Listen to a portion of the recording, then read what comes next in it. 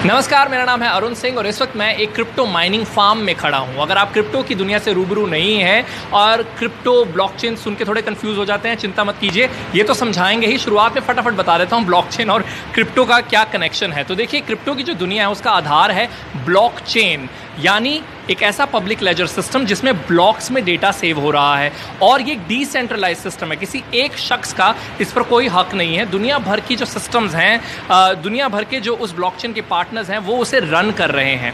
Run कैसे कर रहे हैं? आप कोई ट्रांजैक्शन करते हैं तो उसे वैलिडेट करना होता है। वैलिडेट करने वाले माइनर्स होते हैं, वो लोग जो माइन करते हैं कुछ इस तरीके से।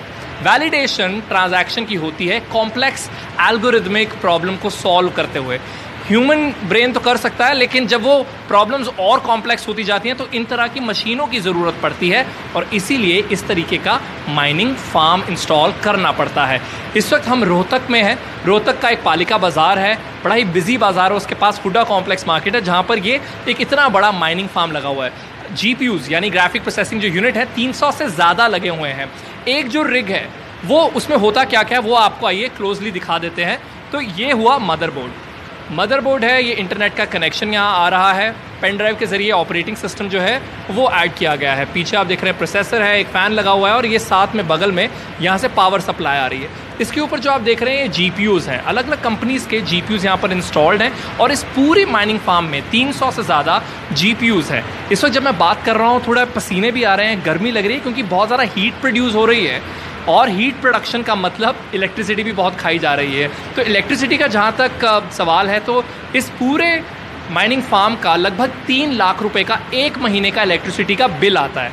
रही बात गर्मी की, तो यहाँ से ये डक्ट सिस्टम लगाया गया है, तो गर्म हवा जो है वो यहाँ से खींची जाती है और दूसरी ओर ऐसा ही एक डक्ट लगा है, वहाँ से ठंडी हवा है वो फेंकी जाती है। तो एक जिस सिस्टम में GPU हो, मदरबोर्ड हो, उसे एक रिग कहा जाता है। ढेरों रिग्स यहाँ लगे हुए हैं और यहाँ माइनिंग चल रही है एथीरियम की। इसके अलावा भी इन सिस्टम्स का इस्तेमाल जो लोग किसी और काम के लिए करना चाहते हैं, ब्लॉकचेन या फिर क्रिप्टो के लिए नहीं, किसी और काम के लिए उन्हें हैवी सिस्टम की ज़रूरत है, तो ये कंपनी जहाँ पर हम खड़े हैं वो उन सर्विसेज के लिए भी ये इन सिस्टम्स को ऑफ़र करते हैं। वेरी क्विकली अगर प्रदीप नरवाल हमें यहाँ पर ज्वाइन कर ले, we just have like few seconds of this video left. What is your company name? New age soft soul private limited. Okay, और ये पैंडेमिक में आपने शुरुआत किया है इससे? या बिल्कुल। ठीक है, rapid fire round, 3 questions. Is mining profitable? Yes.